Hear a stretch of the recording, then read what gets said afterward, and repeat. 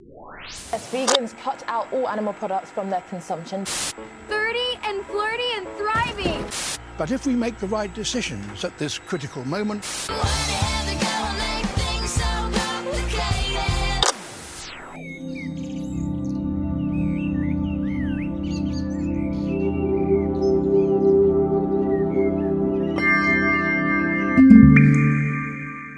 Hello and welcome back to 30s Plant-Based and Thriving. Hello. Happy Sunday. Happy Sunday. It is a Sunday again today. Even though Sundays are screen-free Sundays for us, it is actually a really good day to record our podcast because there's only one screen in front of me and I tend to try not to look at it as much as Conducive to good conversations anyway, isn't it? It definitely is, yeah. So, we were supposed to record 4 episodes and release them all in one go, but that didn't really happen. No. That wasn't really the way, it didn't really go to plan. And the reason for that is because our life has become quite a lot busier than we expected to. Yeah. Quite a lot quicker than we expected to as well. Plans have really flew forward. Yeah, definitely. Much sooner than we originally anticipated. Shall I go on to say what's happened? Yeah. So, as you lot know, we have been planning to go travelling, which is all still going ahead. Yeah. But what happened was our landlord, he put the rent up, and it seemed like a really good time for us to make a move to either downsize or to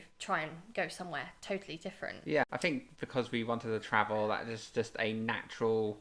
a good point to move on. Good point to move on, exactly. Problem was, not that I don't have any faith in my driving skills at all, but I was starting to feel the pressure of it laying on me that I'm going to be the only reason why we're going to be able to go abroad, and what happens if I don't pass in time. We came home, I had a conversation with Andrew, and I said, we need to decide, are we 100% going travelling in June? Yeah. Or is it totally dependent on whether I pass my test, and if not, have we just decided that we are travelling? We are travelling, regardless of the mode. Yes, exactly.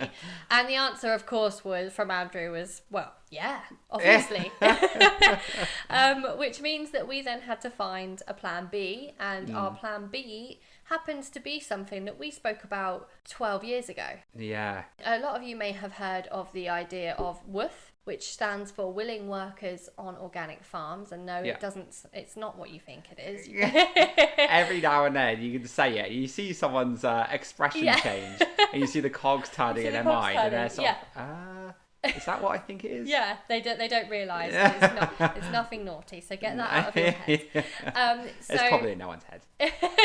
No, just in ours. So you have woofing. You can volunteer on organic farms all over the world, and it's a way of travelling. And of course, you work about 5 hours a day, 5 days a week for free accommodation and food. Yeah. But they're not the only ones. We have Workaway. Yeah. Help X is one. I think there's a couple, isn't there? Couple a of few different ones. They all have their own benefits, don't they? They do, yeah. And what's consistent between them all is the exchange of services. Yes, in return for free accommodation and food. Which feels like you're almost jumping back 500 years. Yeah, exactly. You know, back to a time when you were sort of like, you know what, I've got some tomatoes. Yeah. Will you exchange? Well, can you? It takes you back to a time. I've got a crate of tomatoes. Yeah. Can I trade this for that brick? Yes. It basically takes you back to a time where the person says, "I can grow some food. If I give you this food that I've grown, will you fix my fence?" Yeah, that sounds a bit more exciting than the exchange of bricks and tomatoes.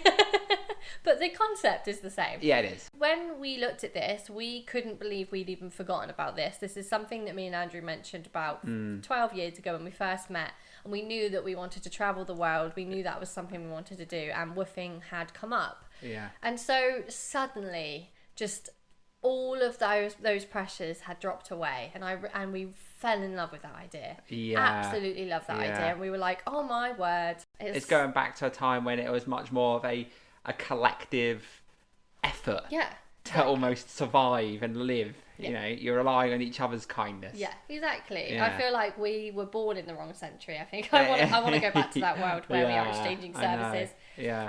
So anyway, when we started researching into this, Andrew's excitement grew and my excitement grew, and suddenly the pressure was just totally gone, and we realised how much we fell in love with this idea of this plan B, and how this needs to now become something we actually integrate into our travelling journey anyway. Yeah. You know, no matter what happens, we need to invest in this and include make this that almost as part of our plan. Yeah, exactly. I think it's too easy, I suppose, disappearing off into the wilderness with the van and just being completely separate from the world, you know, which is lovely in its own way. And I'm sure there'll still be moments like that. Yeah. But yeah, I don't know. I still feel like living entirely that way, you'd almost be looking at these countries through almost an observatory. Eyes. Yeah, exactly. Yeah. You'll be an observer still. Yeah. Whereas this, I feel like not only will we drive into these places, but you'll actually meet the people and not only meet them, but you might help them actually on a project that they're working on. Exactly. Yeah. There's more to learn, and you'd become part of that community for the time that you're there. Yeah. You would learn the local cultures and languages, and you know, I think it's far better to do that, and we can do a mix of it. Yeah. So yeah, we found our plan B. We fell in love with our plan B. But then what came next, which was where we were leading on to, was that meant that when our landlord put our rent up, it was a perfect excuse for us to find a workaway in the UK close by, because Andrew still has to finish uni until June. Yeah. So we were like, oh, we could find one that we could live rent free. Yeah. Until June. Exactly. And that's where we found the workaway in Seaton, East Devon. So then we decided, and then we gave in our notice, and that is why we have been so busy. Here we go. Yeah. In April. Wow. Yeah. 1st April. 1st of April. So our move out date is the 31st of March. A month from now. Yes, basically. Just on 4 weeks. Yeah. And we're packing everything away. We are. Selling everything. There's something so satisfying about that. Yeah. You can almost feel the clutter being removed. Yeah, everything we sell. From those cupboards, I've never seen the amount of things that poured out of them. It just makes you realise how much you accumulate. If not on the surface. Yeah, exactly. Just things accumulating in little cupboards and little drawers that we haven't touched for years. Years, but you keep on to. Keep hold of. Just in case. Yeah. So that was supposed to be a short answer to why we've been so busy and why we've not done 4 podcasts. In short, the reason why is because we have been getting ready to move, and we gave ourselves 2 months to get ready. Yeah. Second thing is that I have now finally passed my test. Yay! So that leads us on to the first topic of today, which is driving tests and everything surrounding it.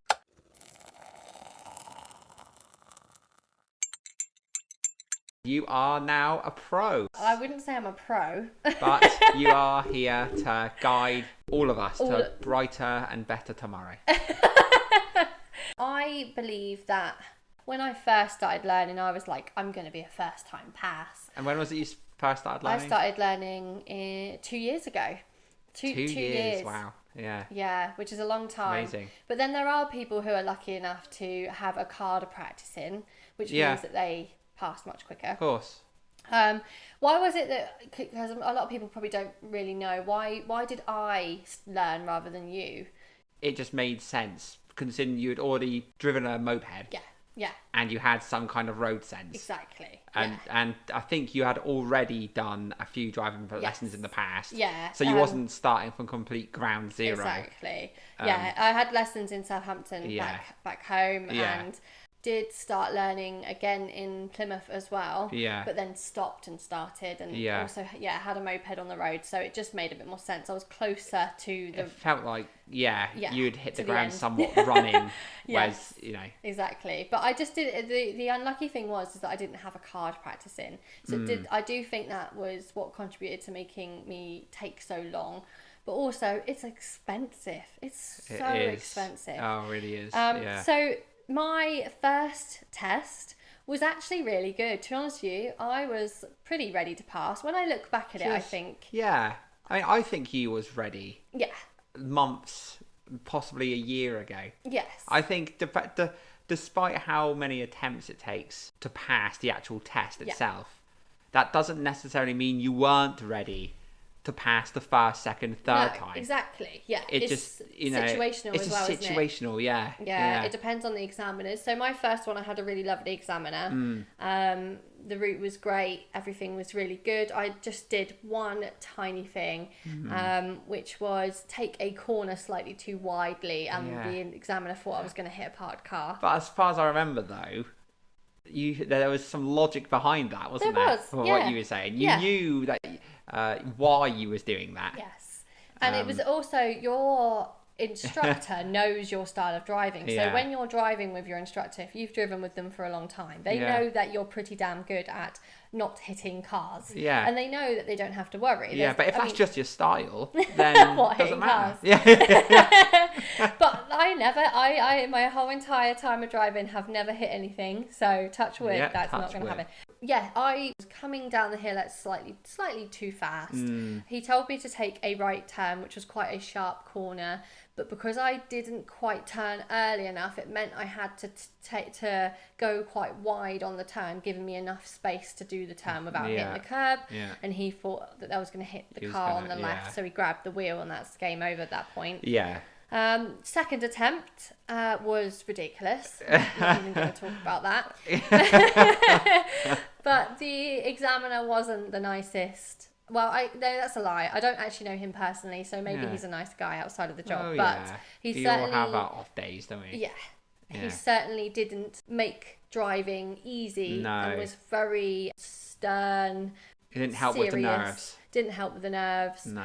Just certain things that he'd ask me to do, he would just stare at the stare into your soul.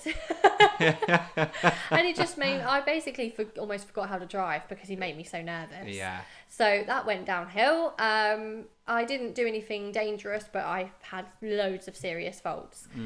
Then the third attempt was lovely. Examiner, she was really calming. I mean, I could listen to her voice all the time. She almost needs to narrate a audiobook. She had such a lovely calming voice. It was perfect. I don't know why all examiners can't be like that. Oh yeah, I think anybody in a position of being tutoring people, teaching people should always be calm. Oh yeah. And you I mean, want you the would think person to that would be a pass, don't you? prerequisite for the job. You need to be a calm pupil person. Yeah, exactly. The other examiner, I think, was at the end of his career, and I think he probably needs to retire. Yeah, I know. Yeah. But anyway, this woman This is not an isolated opinion, apparently, amongst I have spoken to my instructor, and there are other people who have also had the same examiner and had just as bad experiences as me. So it definitely does seem like it's maybe time for him to move on to a different career, maybe, or bless him. Yeah. But I think unfortunately they become robotic and what we call pen happy. So they become pen happy. So they're very quick to mark you down. Anyway, moving on. If I had realised I was in the wrong lane and then switched my indicator to left instead, even though she told me to go right, I wouldn't have got a serious fault even if I went the wrong way, because just as long as I did it safely. So I can remember you saying that she was devastated. She was herself on your behalf, wasn't she? Yeah, you could tell when she turned round at the end and said, "Unfortunately, you've not passed," because it's almost like she could see that. Not to boost my own ego, but that I drove really well. She generally said, "There's nothing you need to work on." So this is not my words. This is something that she said. Yeah. Anyway, so I came home. I wasn't as devastated because actually the test itself went really well. Some people would be said to me that they would be devastated because you only failed on one small thing, and actually, it's worse when you have such a small thing. Yeah. But I focused. There were so many positives that I couldn't focus on the negative. I just thought, no, you know what? I can drive. This is happening. Well, you've always been a glass half full type of person. Yes, I have. Yeah, looking at the positives, there's just way too many. Definitely. I had to book a new test, which of course you have to wait 10 working days before you can book another one. So I was a little bit apprehensive about booking that, but I went for it anyway. Sitting in the exam room, there was about 10 of us all there. It was a very busy exam centre. And each one by one, the examiners came out, called out the names, and I had already peeked through the window, and I was like, I can see which ones I want. I know which ones are nice. I know which ones I don't know who they are, but I had my eye on who I wanted as an examiner. And they all came out one by one, and that's even worse, isn't it? What's Where that, it's one by making one? you sit Yeah. there the whole time as people Listening get for your called name. through. Yeah. Yeah. And then slowly but surely, all the good uns had to come out already, and I'm thinking, who does that leave? Who am I going to have? And then the last person comes out the door, and it's the same woman as my previous test, the really lovely one. And she calls my name. She slightly recognised me, not quite yet, but then when we get in the car, she does. The coin drops. The coin drops, yeah. And she was so lovely. And then she loaded up the sat nav, and I thought, we're going the same route. Oh. We're going the same route. And I only had one driving lesson in between my third attempt and my fourth attempt. Yeah. And on that driving lesson, my instructor took me the route that I went wrong with the wrong turn and the one-way street. So when I saw her load this up, I thought, I've got this. Yeah. This is in the bag. Yeah. And I felt automatically very calm because I had her Confident. anyway. She was nice and calming. And reassuring. Yeah. So she loaded up the route. She took me the exact same route, all down these one-way streets. I was like, I know what's coming up. Yeah. And then I went to the one-way street, went in the right lane, did everything correctly. Aced She it. even took me and did the same manoeuvre, reverse park, parallel park. That's great that she took you through the same manoeuvres and things like that. Yeah. I suppose if you get the same instructor and they can see that everything else you can do. Yeah. It's pointless testing on that. You might as well go through the things he did wrong. Exactly. Rather than I do wonder if she went that route on purpose because she knew it was me. My instructor said that they do pick their routes before they even start their day, so I don't, which is just very interesting, pure luck. Yeah. So then did it, drove home. I even had an ambulance come up behind me on my test, and I dealt with it pretty okay. She was, to be honest with you, she was very helpful in that situation because I can imagine other examiners would have just sat quiet and waited for you to deal with it and like just see how you cope. But she said, don't worry, keep driving and I'll tell you if it's going to become an issue. Going off of a roundabout down to a dual carriageway, so it's like a really harsh place, a hectic place for you to get an ambulance coming up behind you. Yeah, stressful area. Yeah, and she was like, okay, so it is coming this direction, but just carry on, go down the dual carriageway, they'll pass us. And I was like, how lovely was that? How nice. She sounds like a good teacher. She's a good teacher, definitely, a good examiner. Yeah. Because on my third attempt, I drove back to the exam centre and I was pretty damn sure I'd passed because I was so unaware that I went into the wrong lane. So this time, on my fourth attempt, I drove back to the exam centre and I was thinking, I don't know. I know I've driven quite well, but you just don't know. You're not going to get yourself excited. Yeah. So pulled in, looked at Emma, my instructor, in the rearview mirror, and I just screwed my face up at her like, I don't know. And then the instructor turns the iPad over to me and then shows it to me, and on there it said pass. And me, Emma, and the examiner actually had tears in her eyes. I burst out crying. Emma had tears in her eyes, and the examiner looked like she was had tears as well. They're all rooting for you. Yeah, because Emma knows how much this means to me because of the travel and what it means. It's not just driving a car for the sake of driving a car, is it? It's like a whole new way of life. Yeah. The interesting thing about the passing of my test, what the topic I wanted to bring up was manifesting your wins and manifesting your goals that you want. And a couple of things happened before the test. Yeah. When I go back, I did manifest my third attempt. Yeah. But then my third attempt did actually go really well. There was just a lesson still to be learned, clearly. There was still something not quite aligned for me yet. Yeah. But manifesting is never a bad thing anyway. No. It doesn't do anything bad for you. Of course. Kind of positive, it's just a positive influence. Outlook, positive influence. Exactly. But me and Andrew we'd celebrated our 11-year anniversary the day before my test. I had one cider, so no, I wasn't drinking and driving. It was a little 440 milliliter can of cider. It was very small, or whatever. I can't remember the exact measurements, but it was very tiny. Yeah. And then I went to go open the second can, but didn't actually touch any of it. So there was an opened can left from the day before. Yeah, well, you didn't want to be foggy the next day. No, exactly. Yeah. I only had one and thought to myself, I'll just have a little something, but then that's it. Yeah.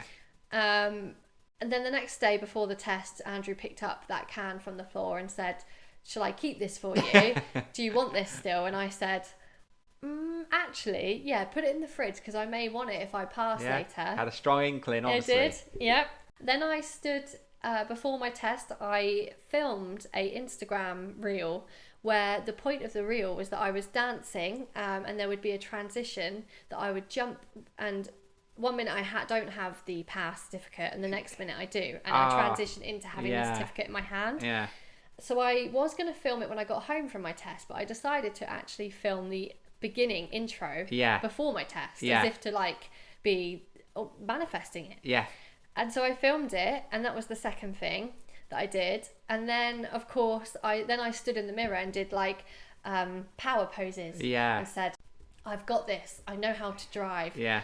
Just remember, learn a left. And I kept on all these mantras that my instructor had told me. So those 3 things were manifesting it forward. And whether you believe in manifestation or not, I think it's really interesting because on a quantum level, we are actually all particles. Yeah. We're all particles and atoms. Yeah. Just us, the whole world, the whole existence. Yeah. Everything we touch is made of the same stuff. Yeah.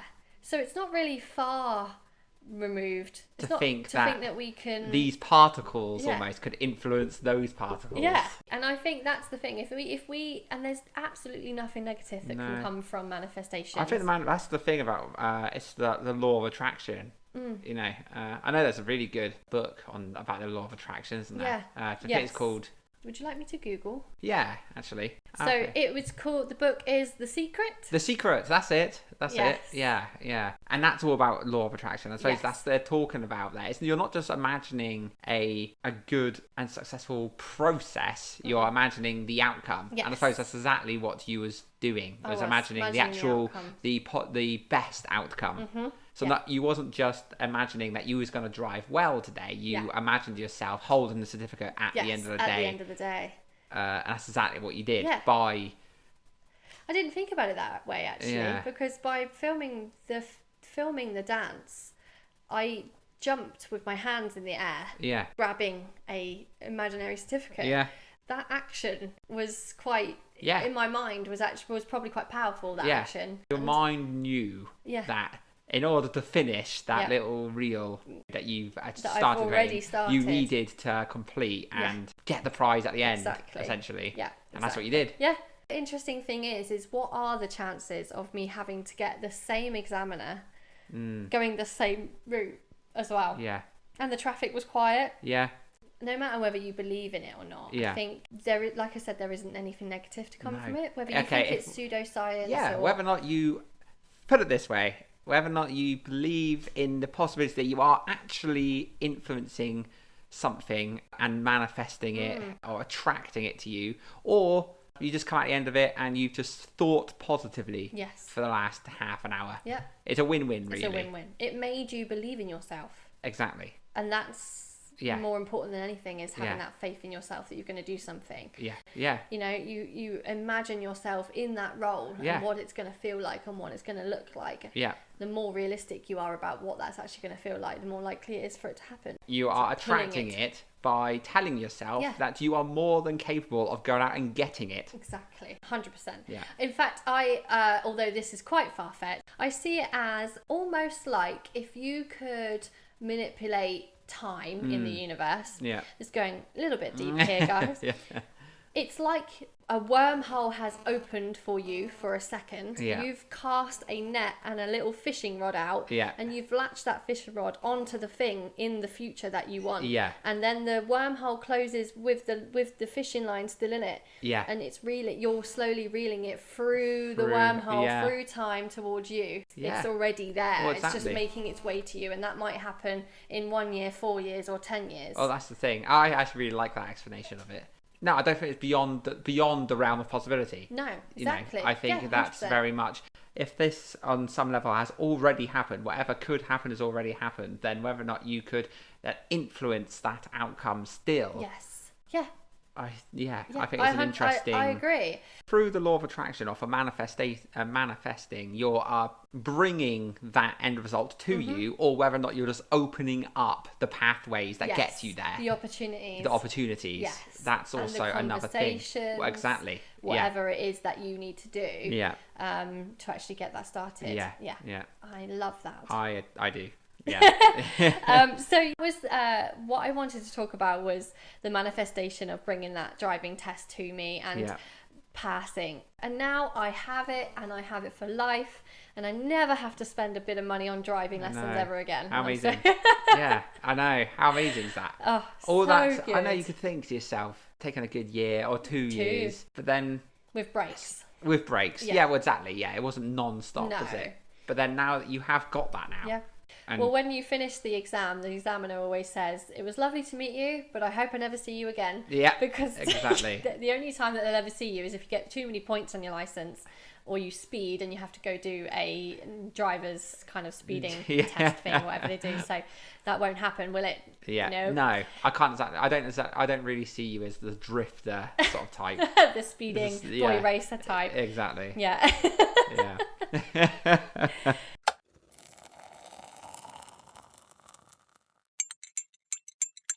So the next topic is about childhood bullies. So Okay. it's a bit of a hot topic, this one. There's quite a lot to talk about. Yeah. Where do you even start? The reason this came up as something I wanted to talk about was recently I found out that one of my childhood bullies Yeah. has become quite successful. Oh, okay. And it started a conversation where you feel a little bit like all of the people who, one, skipped everything in school, maybe left school early, or just didn't listen, misbehaved, disrupted the class, Yeah. or those who bullied and weren't very nice people seem Yeah. to be more privileged Yeah. and get better results Yeah. in life, it seems, in Yeah. certain elements.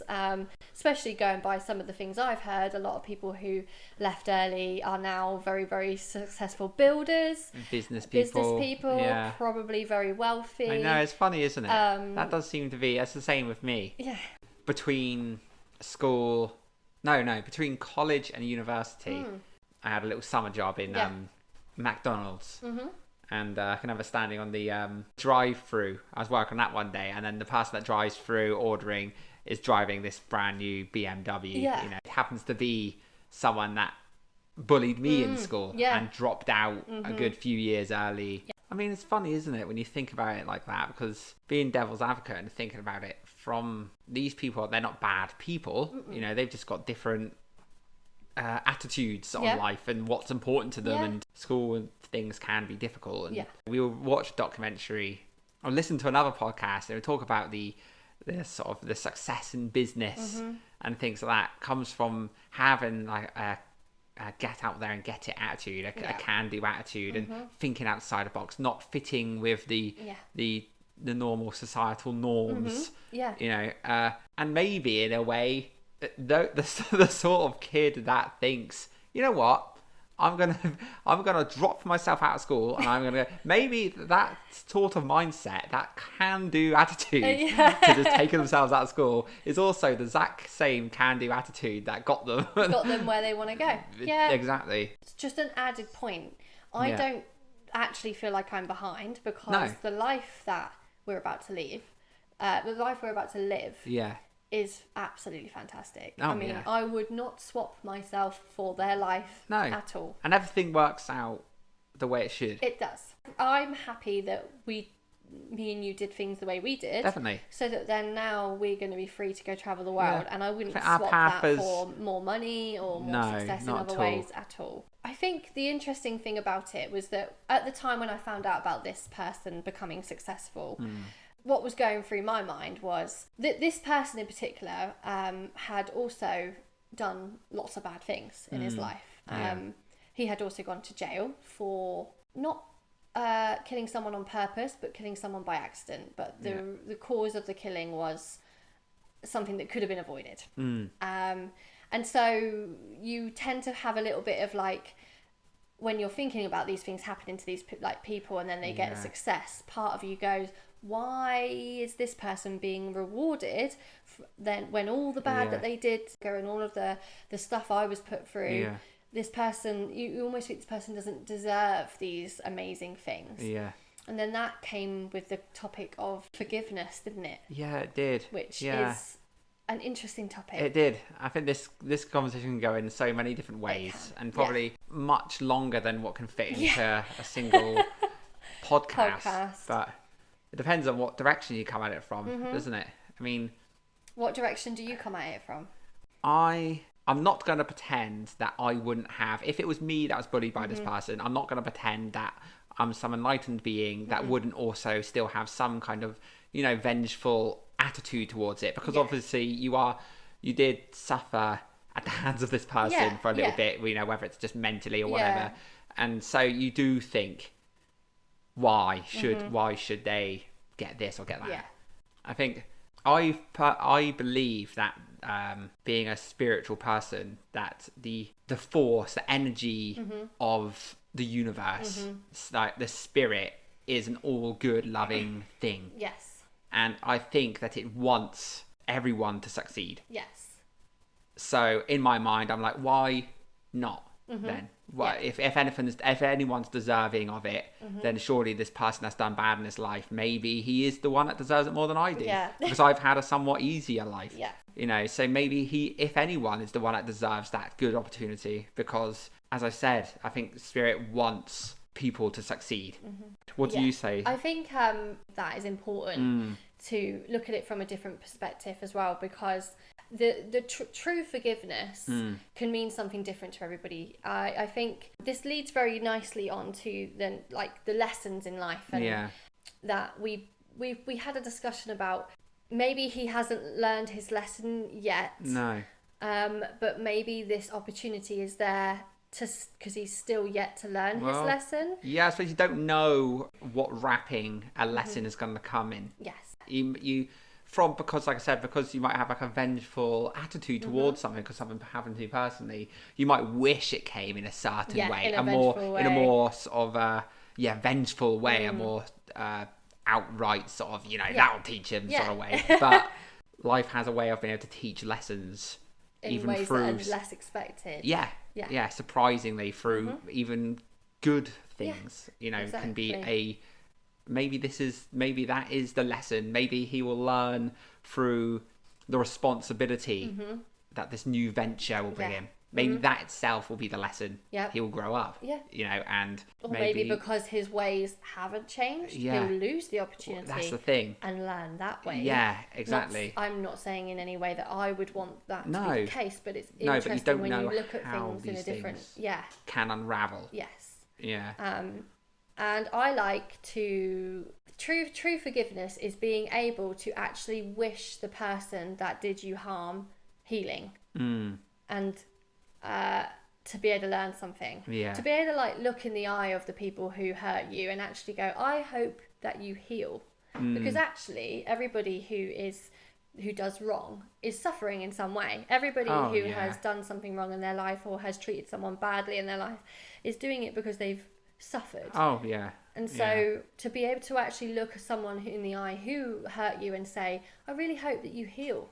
I actually don't want you to be hurting anymore. No. I hope you heal. I feel like that's true forgiveness. And so turning it on its head, we saw a quote which I am really annoyed at, because I searched for about 20 minutes for this quote to refine this quote. It came up on my Facebook a long time ago, and it was almost a rewording of an old moral. Almost like a rewording of a time-tested moral. And it basically said something like this: don't thank your enemies for what they did to you. Don't give them that satisfaction because actually it's not, you shouldn't be thanking them, you should be thanking yourself for dealing with it the way that you dealt with it. Now, I do get where they're coming from. And that isn't the correct quote. I couldn't find it. So you're just I don't paraphrasing. Know. Just paraphrasing.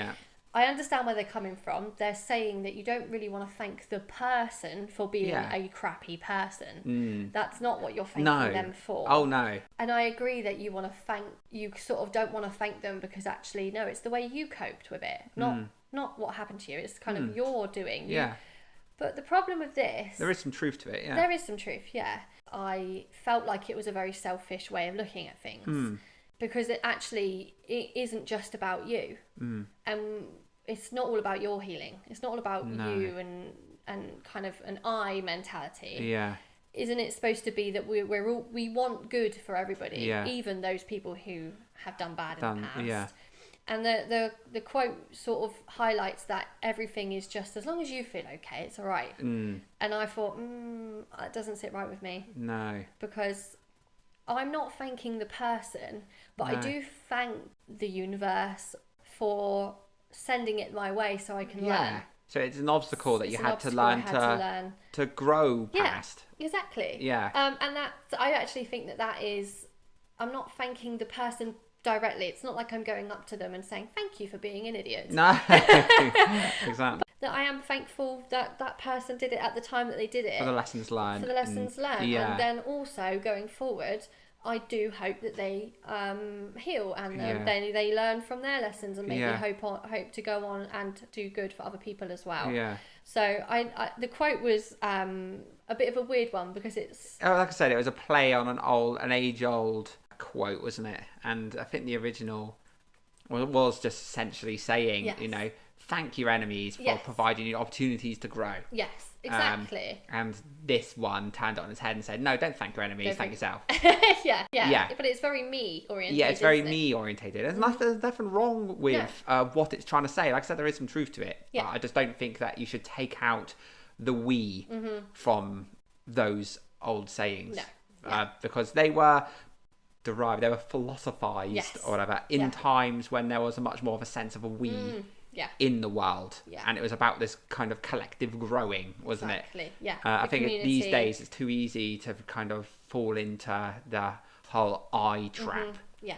And it's an easy and slippery slope to fall into that could make you quite a resentful and an angry person if you Yeah. haven't truly forgiven those that have done us wrong when we were Yeah. little, or you know, Exactly. bullies and things like that. 100%. When at the end of my yoga sessions, it is normal to send blessings, and the blessings that I give are always health, happiness, and well-being to those that I love. Yeah.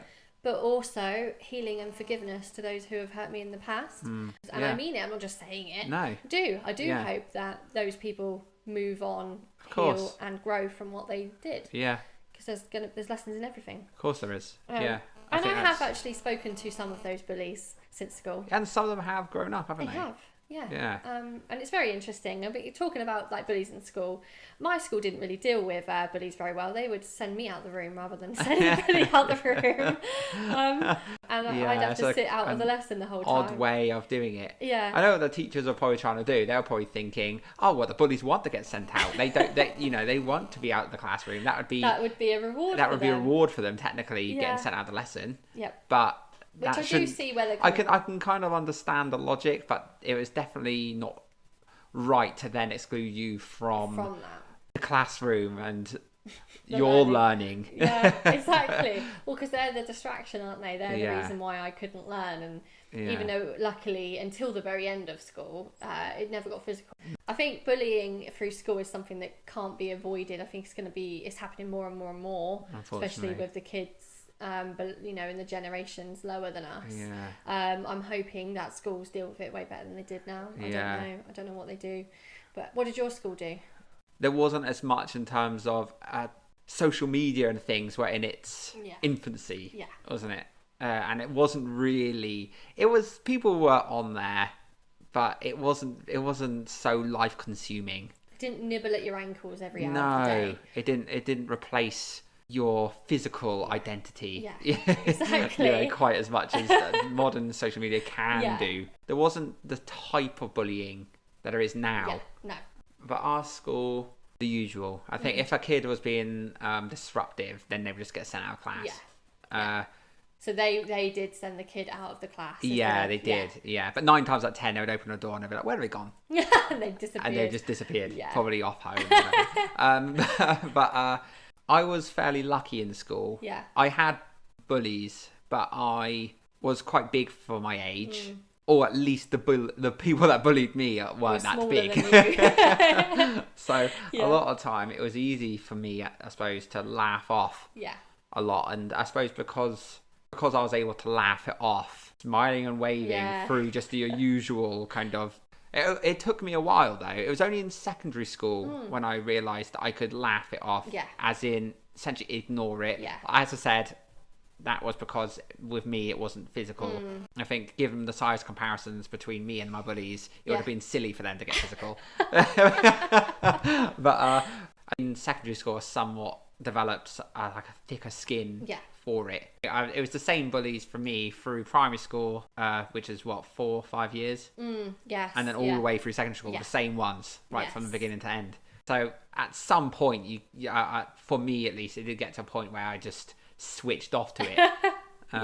But in primary school, I think it was when it was the hardest for me. Hardest. Yeah. Yeah. Because you were younger. Yeah, exactly. And And not as as kids, you're not savvy. as exactly. No. Yeah. And it's not as hard to shrug things off as a kid, you know. No.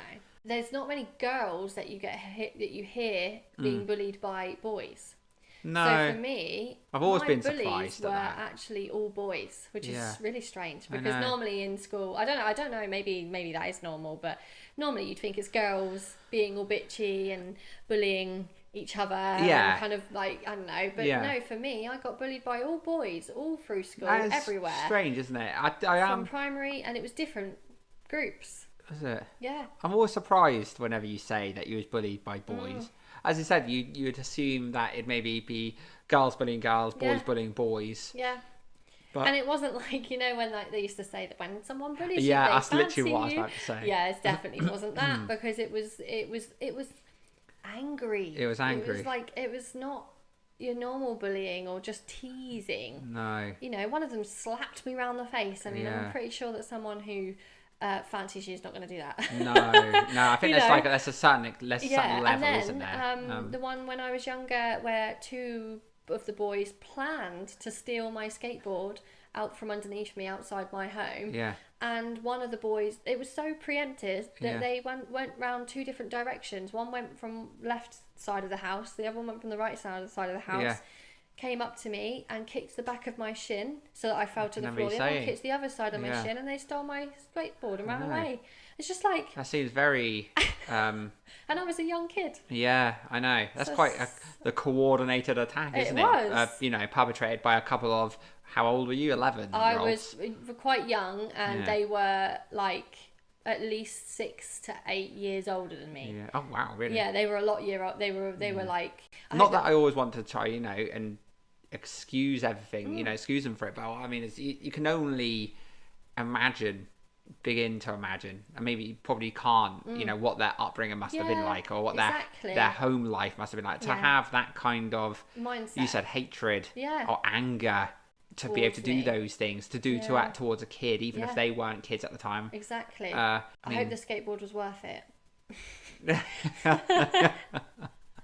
Yeah. I think I do remember my dad going down and knocking on their door, and the parents weren't home or something. As you said, I think sometimes the way they act, that's just their physical manifestations Yep. of the hurt or Exactly. suffering that they've Yeah. endured at some stage. Definitely. As I said, not to And excuse it's- everyone of everything. I'm not trying to do that, but No. sometimes it can help, can't it? Yeah, it can if help you you think, if you put yourself, cope with it can help you things. cope with things, can't it? If you try and think, why Yeah. are they doing that? Exactly. Where does Yeah. that come from? Yeah, and also maybe following patterns of their own parents and what Yeah, they see well, exactly. in certain people What they've as been well. exposed to. Yeah. Yeah. And it also makes you realise it's not personal. One of the Oh, biggest yeah. things about like looking at it from a point of view of it's just a reflection of Yeah. what they've gone through, is that it makes it not personal. Yeah. Because it's not really personal to you. No. They would have done it to the anybody. next kid. To the next kid. Yeah. It wasn't Yeah. anything.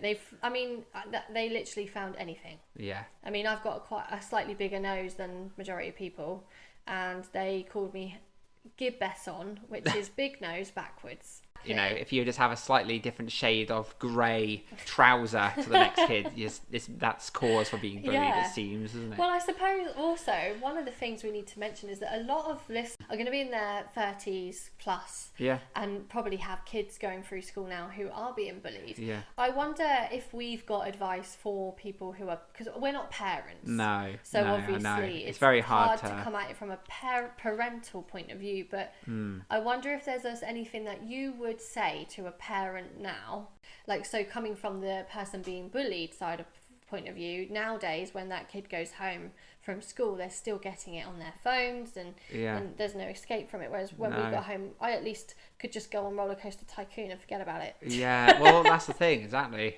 But a bullying another kid and making them cry evidently isn't enough to make them stop.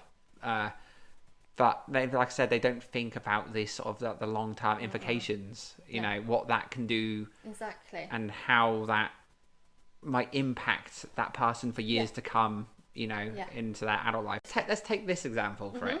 So I said that in school, I had a fairly thick skin, especially through secondary school. I took all the bullies' comments and teasing with a pinch of salt. Yeah. And it was all about my weight and things like that. Yeah. But I shrugged it off, laughed it off. Any teacher watching probably think, you know, Andrew's taking it in his stride, doesn't really care, he's just laughing it away. Yeah. Zoom forward 15 years into my 30s. Because of all those comments, even though I've told myself all those years that I didn't care, it's not that big a deal. It's not that much of an issue. I just laugh it off. It's probably been only until the last couple of years where not even the last couple of years, but the last 6 months actually, that I've taken my t-shirt off in public. Yes, it is. You're right. To go for a swim. To go for a swim. It's taken me 15 years to be able to take off my top in public and let people see me. Yeah. So it just goes to show the reason I'm sharing this little anecdote with you all is because even if your kid is just shrugging it off and making it no big a deal, it's worth chatting about. Because at the time I didn't think, I did genuinely think I was shrugging it off, laughing it off. I did genuinely think it didn't bother me. No. But somewhere it went in. Yeah. Because it's soaked in and it's been there since. Yeah. Exactly. Yeah. So from what you were saying, it really does. You. Yeah, it does. In ways that you maybe wouldn't expect. Those comments still went in. Yeah. I think that leads on to another topic that we can talk about another time. But love when kids are younger is like when it comes to teenagers. A lot of parents would turn around and go, "You don't know what love is. You're only a child, or you're only a teenager." And although I think many people probably don't do that anymore. Though that kind of creates like this feeling of that you're just because you're a child or a teenager that your emotions are invalid. Whereas actually when you're a teenager, everything it matters to you at that point in time, and your emotions and all the things that are like important to you, even if to an adult you're just like, why are you so upset about that? I know, because that is their world at that point in time. Yeah. And especially now with the generation below us, where social media and your social presence, your bio, your social presence means so much to the kids these days that everything is going to be so different. And when you're talking to your kids, you almost just need to be. You need to try and understand, even if that's hard. Yeah. From someone who's been bullied, just making sure that those emotions are being heard. But I think that's quite important though, in terms of, we were talking about what advice we would give to parents of people who are being bullied. It's talking to the school and figuring out what the tolerance is and what the actual what the rules and regulations are and what they're currently doing. What the procedures are. Because actually, I think. That's something that's probably not known to so many parents out there. They don't actually know what happens when your child is being bullied at that specific time. What are the teachers told to do? Yeah.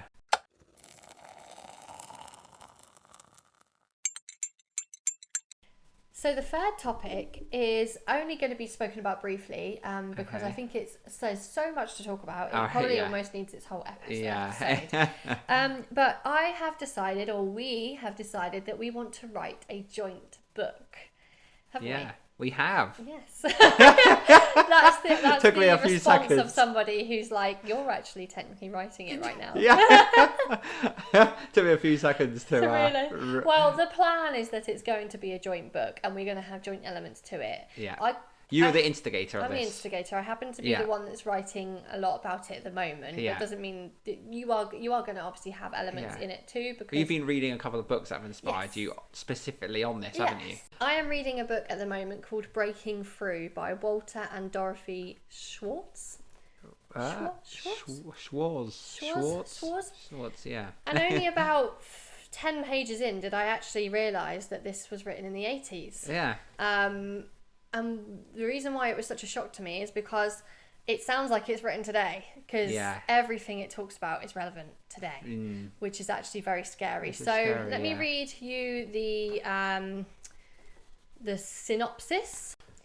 How do we break away from aggression that threatens nuclear war, from industrialism that dictates more and more, bigger and bigger, depleting the world's resources and ruining the environment? How do we break away from selfishness that leaves half the world underfed, from greed that feeds consumerism, from materialism which leaves out beauty, love and care from everyday life? How do we break away from dependency on employers, health services, education, authorities, governments?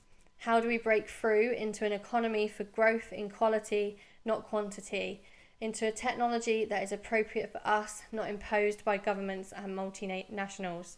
How do we break through into a caring, sustainable, convivial society in which we work for ourselves, our family and our community?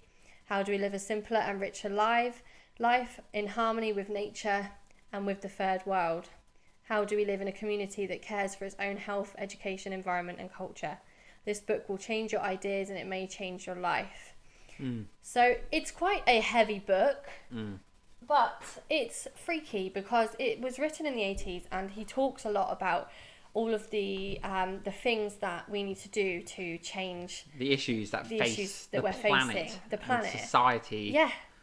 We are still facing the same issues, and if anything, they've worsened. They've got worse. Yeah, a lot of the issues. And I'd love to get in touch with the writer of this book because I don't know if they're still alive, but I'd love to have a conversation, and I think it would be really interesting to have them on this podcast if we could. Yeah. But the whole point of what I would like to do, and the project I'm going to do, or we are going to do going forward for the next 5 years in our travels, is discovering the we in a world full of I. And this kind of leads nicely on to what we were talking about forgiveness and the fact that obviously being selfless and not thinking too much about the I. We are... Yeah, it's very easy growing up these days, especially in the technologically enlightened world. West. Yeah. To shun and laugh away spiritual ideas and other emotional sort of things. But the thing is, those old spiritual ideas, from whatever spirituality or religion they came from, is that they very much promoted a we stance they did. on life. Yeah. Didn't they? Yeah. It was always an us. It was together as a collective. Yeah. Whereas I suppose with losing that spiritual side. Well, it's the societal norms because we've all been separated into our own homes, our own family homes. Yeah. It's all about our careers. Yeah. It's all about us. Me, I, going forward. Prosperity, sorry. Yes. The race for getting the highest promotion. Rather than going us back to a world. Yeah. Rather than going back to a world where it was actually about the community, growing food and harbouring a relationship with everybody around you. Yeah. Whereas now, I was reading a Quaker book a couple of weeks ago, which talked about how we all used to be housed together. Yeah. And we would all be in communities and even in different cultures. In a lot of cultures around the world, they still live with their parents and their grandparents, and they look after their elders.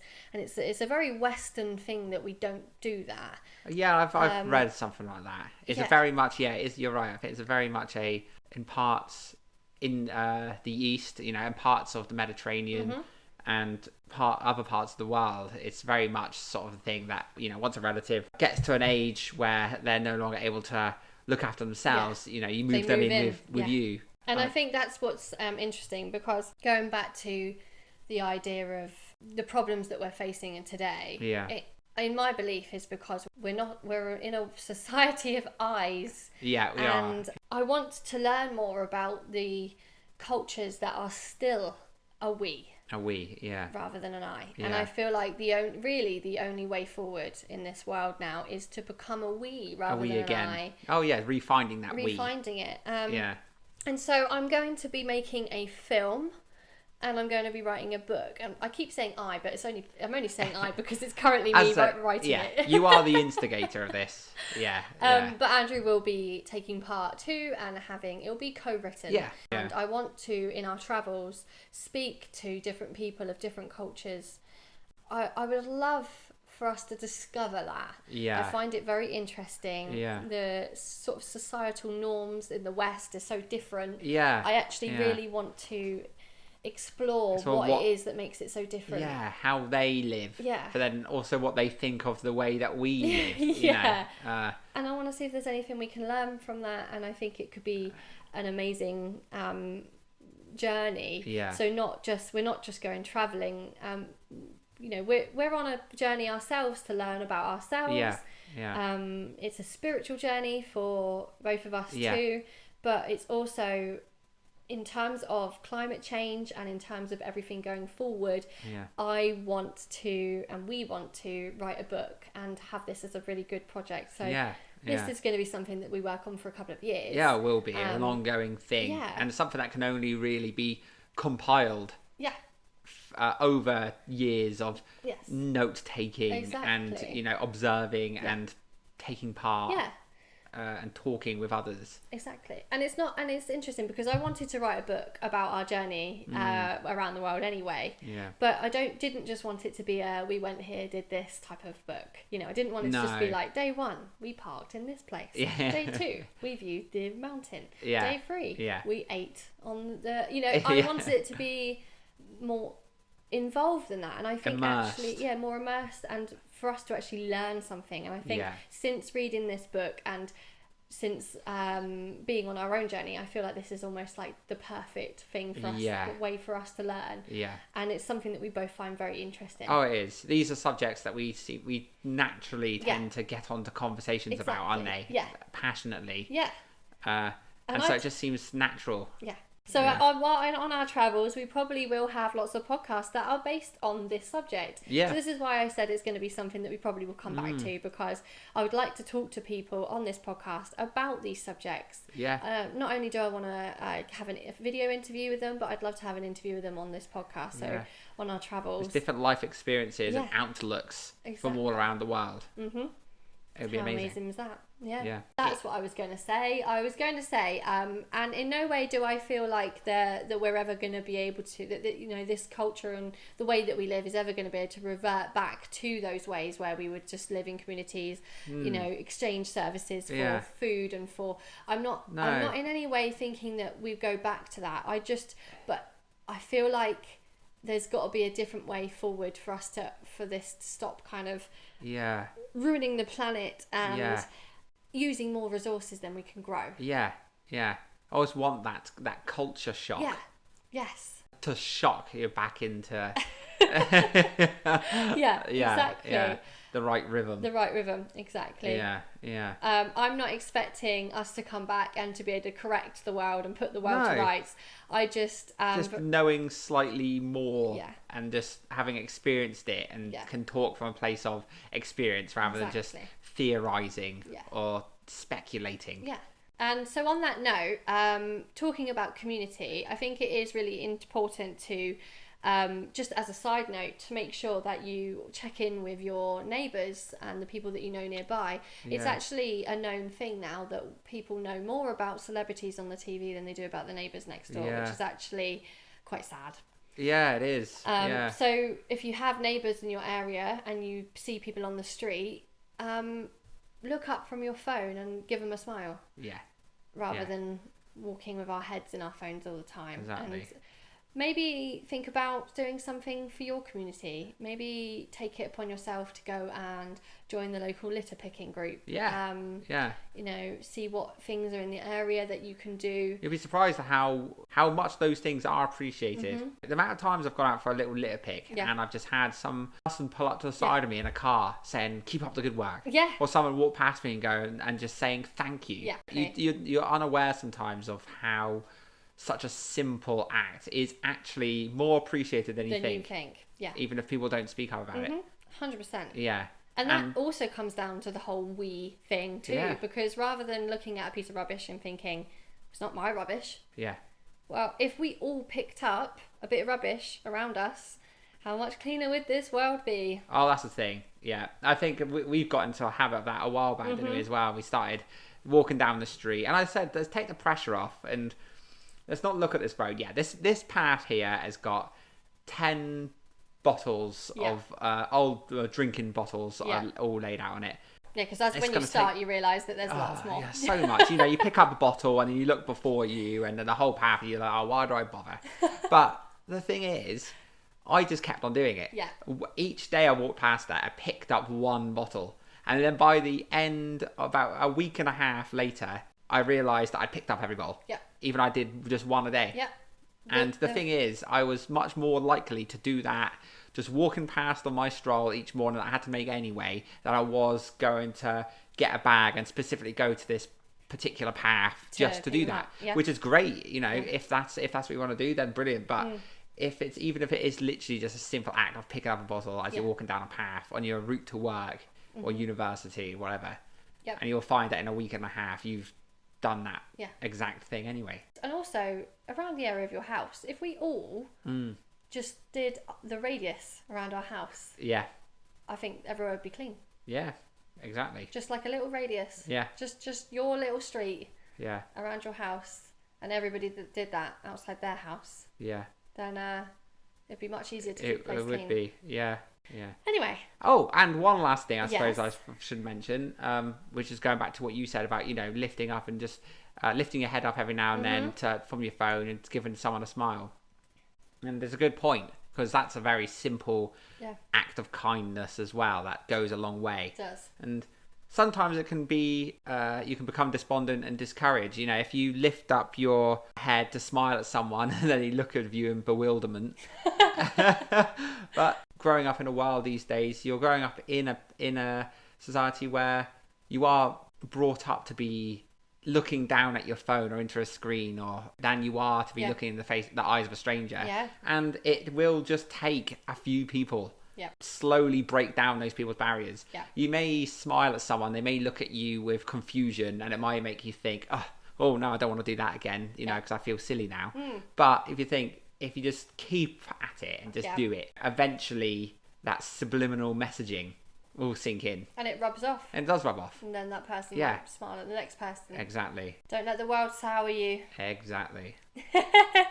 Right, that concludes episode 2. I hope you enjoyed. It's flown by. Yeah, it has. As always, please go over to our Facebook group if you have any questions. 30s Plant-Based and Thriving, so 30s spelt as 30s rather than the number. And check us out on Instagram and all of the socials.